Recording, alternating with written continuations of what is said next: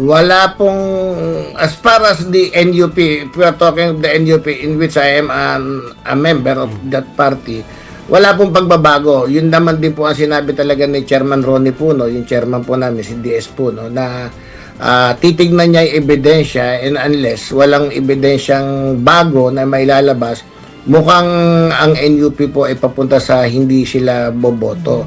Pero yan lahat ng po naman yan ay pag-uusapan pa namin kasi sa totoo lamang po, wala pa naman din lumalabas. Ang pinagbotohan pa lang yung forms and substance. So siguro, I think after 10 days, 15 days, ilalabas natin yung evidence niyan. At pag nakita namin na karapat-dapat naman, bakit naman po hindi? Unang-una, katungkulan po namin na tuparin yung iniatang sa amin ng konstitusyon, at kung makikita namin po ito, hindi naman siguro partido ang magdidesisyon dito, kundi yung ebidensya na ilalahad sa Justice Committee. Pero sa ngayon po, wala pa po kayong nakikitang dahilan na dapat umusad ang proseso. Tama po ba? Hindi po.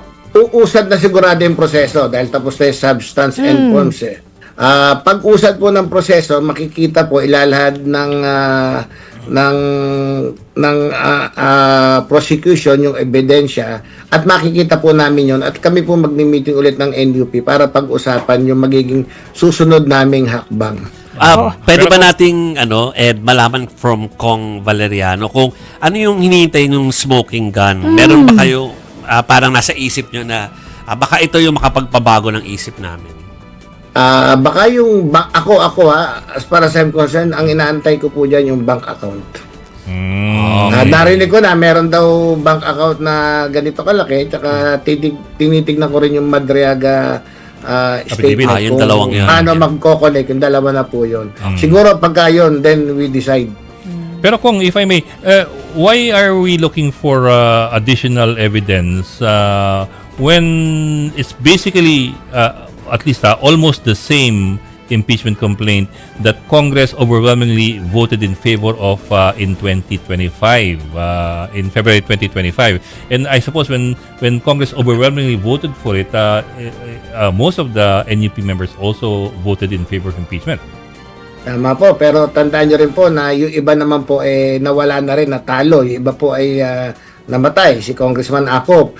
Si DS Puno po ay kadarating lang din po sa Kongreso at hindi niya pa nababasa. So siguro po, in fairness, tsaka for fair play lang naman din, pag-usapan namin lahat dahil merong mga hindi naniniwala do sa 2025, meron namang naniniwala. So darating po tayo dyan, at objective naman po ang NUP, at ang tingin ko naman po sa dulo, boboto kami ng naaayon sa tama.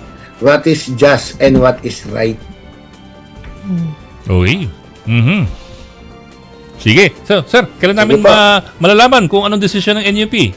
Kayo kayo antayin lang po mag-meeting. natin.